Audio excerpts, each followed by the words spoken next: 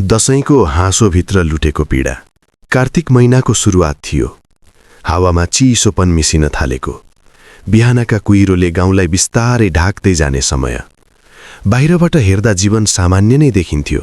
घरमा चहल पहल, खेतबारीको काम र चाडपर्वको रमाइलो थियो। तर यही सामान्यपनभित्र कतै एउटा अदृश्य पीडा बढिरहेको थियो, जसको आभास कसैलाई थिएन। दशैं सुरु हुनु अघि नै बुवालाई ज्वरो आएको रहेछ। तर उहाँको स्वभाव नै त्यस्तो, सानो कुरालाई ठूलो नबनाउने। सामान्य ज्वरो हो, आफै निको हुन्छ भन्दै व्यवस्था गर्नुभएछ। दशैं आयो, घरमा उत्सवको माहौल थियो। भान्सामा मासुको बास्ना फैलिएको, सेलरोटी पाकिरहेको, दही चिउरा तयार हुँदै गरेको, सबै कुरा पहिले जस्तै।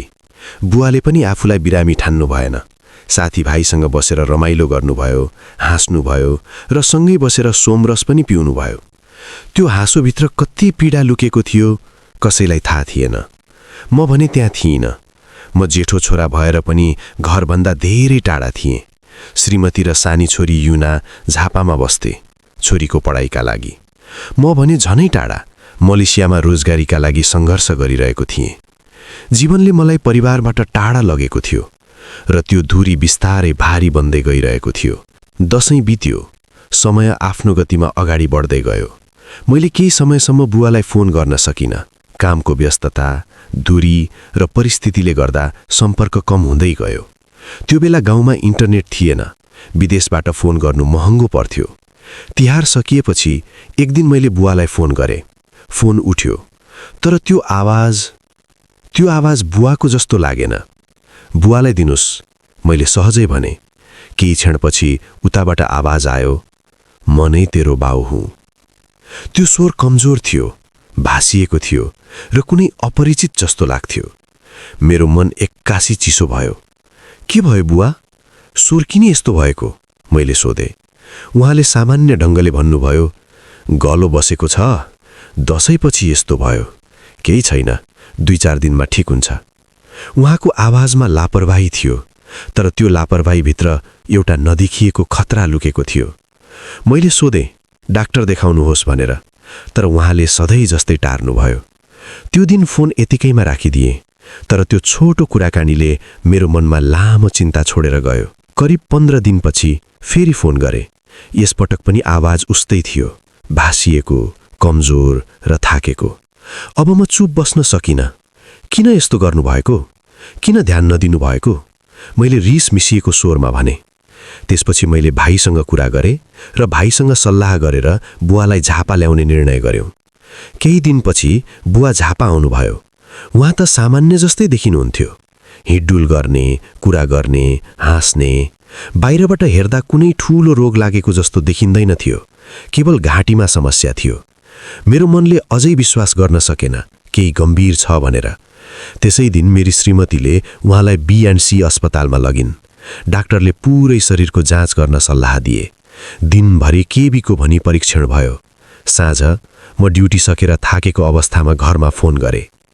रिपोर्ट कस्तो आयो? मैले सोधेँ। उता केही क्षण मौनता छायो।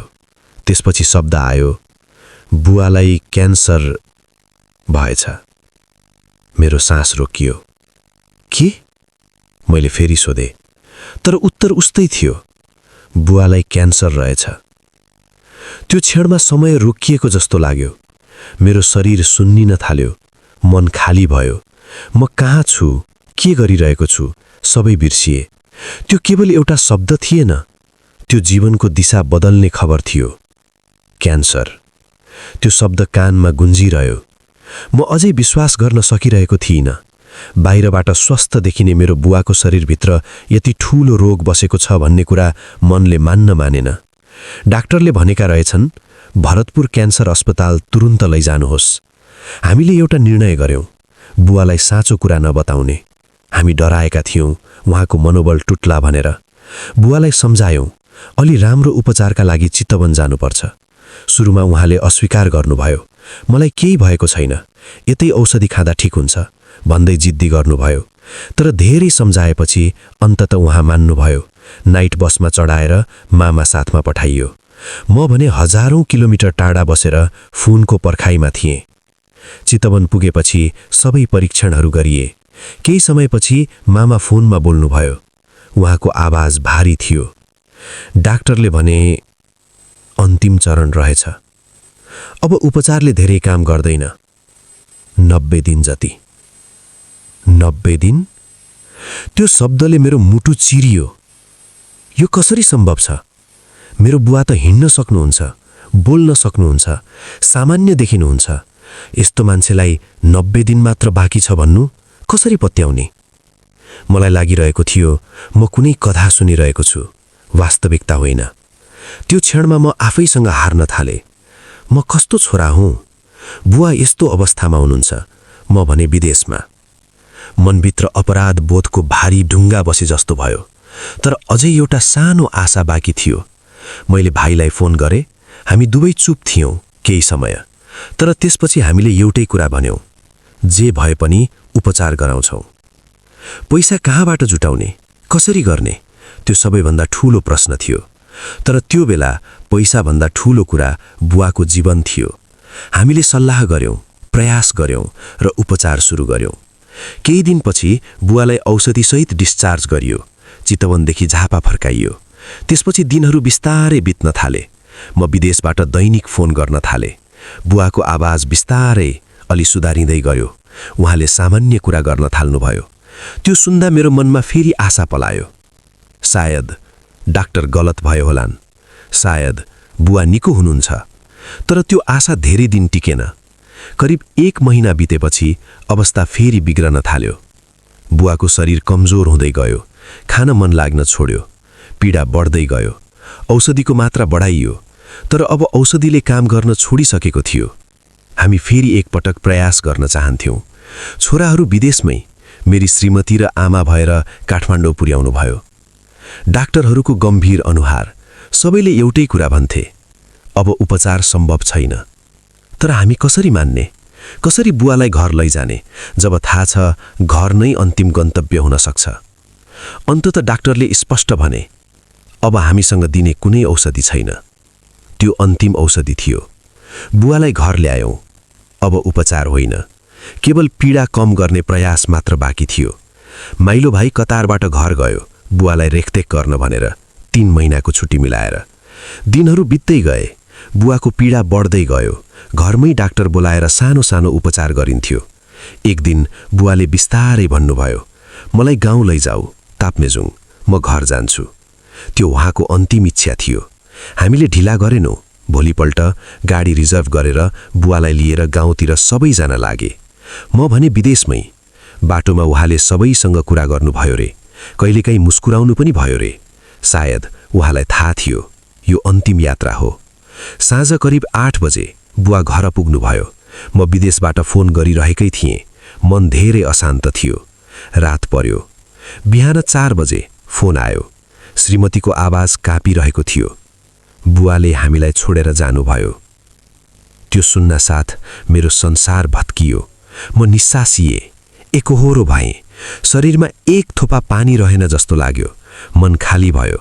त्यो क्षणमा मैले सबैभन्दा गहिरो एक्लोपन महसुस गरेँ। केही समयपछि मैले मेसेन्जर खोले। एउटा ग्रुपमा बुवाको फोटो राखेर श्रद्धाञ्जली दिइएको रहेछ। सबैले राम्रो शब्द लेखिरहेका थिए। तर एउटा शब्दले मेरो मन चिरिदियो, सेन्तरेमले लग्यो दाजुलाई। त्यो पढ्दा मेरो आँखा रसाए। मानिसहरूलाई के थाहा छ भित्र कति पीडा थियो। म तुरुन्तै त्यो ग्रुप छोडेर बाहिरिएँ। त्यो दिनदेखि त्यो कुरा मेरो मनमा गहिरो गरी बस्यो।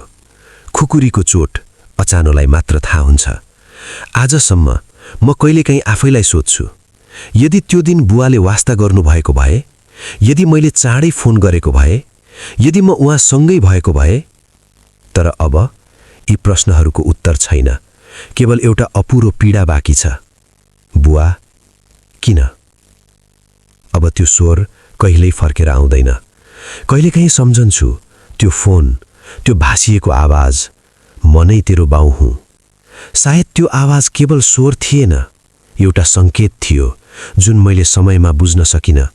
आज पनि मनले प्रश्न गर्छ, यदि त्यो दिन मैले जोडले कराएको भए, यदि मैले उहाँलाई तुरुन्त अस्पताल पठाएको भए, यदि म उहाँसँगै भएको भए, सायद आज कथा फरक हुन्थ्यो होला। अहिले मसँग केवल सम्झना छ र एक भारी पीडा, जसको आवाज छैन तर चिच्याइरहेको हुन्छ भित्रभित्रै। मानिसहरूले भने सेन्तरेमले लग्यो। त्यो शब्द मेरो मनमा गहिरो गरी गाडिएको छ। खुकुरीको चोट अचानोलाई मात्र थाहा हुन्छ। र आजसम्म मसँग एउटै प्रश्न बाँकी छ, जसको उत्तर कहिल्यै आउँदैन। बुवा, किन त्यो दिन चुपचाप सहनुभयो? किन?